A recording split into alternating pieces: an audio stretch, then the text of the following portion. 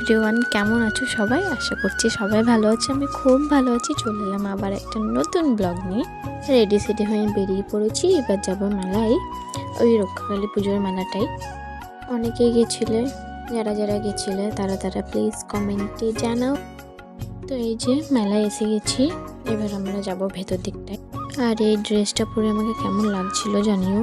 যদিও চুলগুলো কেটে দিয়েছে বলে একটু কেমন লাগছে, কেননা সবার আমাকে বড় চুলে দেখে দেখে মানে সবার হ্যাবিট হয়ে গেছে, তাই একটু কেমন লাগবে।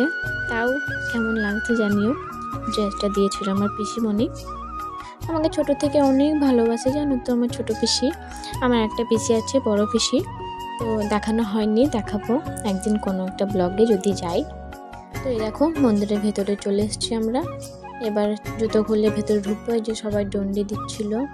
এখানে বড় পিসিরও মানসিক ছিল, মানে আমার পিসির বড় যা, ওই যে দেখো। তো বড় পিসিও ডন্ডি দিচ্ছিল, তাই আমরা ভেতরে ঢুকেছিলাম দেখতে। তারপর আমার মন্দির থেকে বেরিয়ে গেছিলাম। এই যে সবাই কি বিষয় নিয়ে ডিসকাস করছে জানি না, সিরিয়াস আছে সবাই। তো এই দেখো একবার বাইরে দিক থেকে দেখিয়ে দিলাম। এটা হলো সুষুমা দি, আমার একটা দিদি। এখানে পুজো হচ্ছিল, বাইরে যে ঠাকুরগুলো থাকে সেই ঠাকুরগুলোকে সবাই পুজো করছিল। আর এখানে এই যে পাঠা বলি হচ্ছে মনে হয়। আমি যাইনি ভেতরে, আমি ঢুকতে পারছি না, এত ভিড় ছিল এখানটায়। একটা মজার জিনিস দেখো, আতা গাছে বেগুন আর কলা একসাথে উঠেছে। তারপর আমরা সবাই মিলে দেবদার কাছে বায়না করি আমাদের আইসক্রিম খাওয়াতে হবে, তাই এই যে আমাদেরকে আইসক্রিম খাওয়াতে নিয়ে এলো।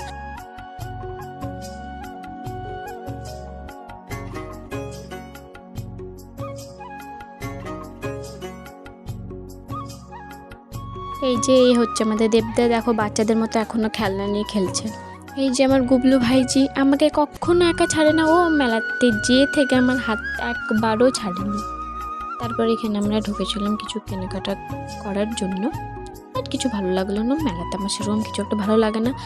তারপর থাকতে থাকতে এমন মেঘ চলে এলো, এই দেখো ঝড় বৃষ্টি শুরু হলো, এমন অবস্থা সবার দেখো, দেখতেই পাচ্ছ।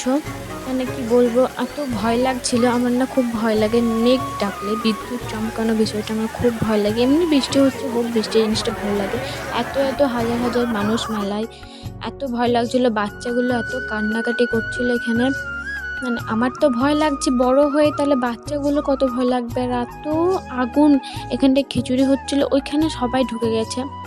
তারপর মেঘটা পরিষ্কার হওয়াতে আমরা বাড়ি চলে যাই, মেলাও ঘুরতে পাইনি ঠিকঠাকভাবে, চলে এসেছিলাম, কিছু খেতেও পাইনি আমরা। যারা যারা মেলায় ছিলে তারা তারা জানবে এমন অবস্থা। মানে আমি কখনো আমরা বলা বলি করছি, তাই এই মেলাটা এর কখনো আসবো না আমরা, এরকম হয়। বাট কোনোবারে এরকম হয় না, সবার মুখে শুনলাম, এইবারে এরকম হলো। তারপর দেখো কি সুন্দর রামধনু উঠেছিল, আর সবার ভিজে অবস্থা খারাপ।